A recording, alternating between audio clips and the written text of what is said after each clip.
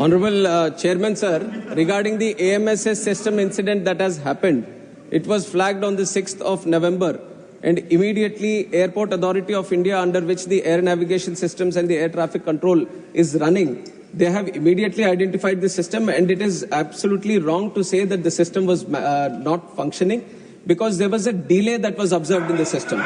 The switch which was supposed to process the speed of the messages that were coming in has observed certain latency, and the messages throughput was actually reduced. And it was immediately identified, and this was a system which was commissioned in 2020 year. And it was there for 10 years, and the maintenance of this system, the O&M of this system, was being done by ECIL, the Electronics Corporations of India Limited. And they were doing the continuous maintenance of this system. It was a recently upgraded system. And then when this specific observation was there, immediately there was a backup. The backup was brought into place, and within 36 hours, the system was back on track. And while the system, there was a latency observed in the system, we shifted to manual system. We put in additional manpower in our ATCs in the AMSS system, so that all the necessary messaging that was happening through the digital system was done in a manual way. So only certain delays were observed, no cancellations were done due to the AMSS fault that was observed. Second supplementary, Shri Ramji Lal Suman. सभापति जी, मैं आपका संरक्षण चाहता हूं। सभापति जी, सवाल इनसे ये पूछा गया कि जब गिल ने जुलाई के महीने में आगाह कर दिया था हवाई सेवाओं के बारे में, तो जुलाई से be specific about the question, so the minister will be in a position to speak. When you are giving a long speech. अरे सर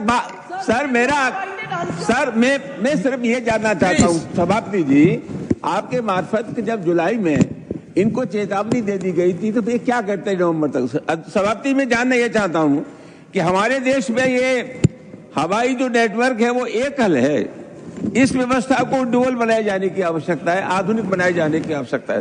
सभापति महोदय, मैं ये जानना चाहूंगा कि जिन हवाई यात्रा करने वाले लोगों को असुविधा हुई, परेशानी हुई, उनकी भरपाई करने के लिए सरकार क्या करेगी? Sir, for all the passengers who have faced difficulties during delays or cancellations, there are strict civil aviation requirements, CAR, which is in place. And all the airline operators which are under permission to operate in the country, they have to strictly follow. And the passenger rights, the passengers, whatever facilities or the benefits that have been extended through the car have to be provided. And there is a strict regulation from the DGC and from the ministry also to ensure that this happens. And when extraordinary circumstances happen also, because the sector has grown multifold, this is not a sector which is the way it has been 10 years or 20 years before. Now it has become so much more inclusive. The network has spread so much, and there are 5 lakh people traveling every day in this network, which only 2-3 countries in the world can boast of. And that is the capacity the country is holding today. And please listen to me. And whenever any facility, regarding the software also, let me make it clear, sir.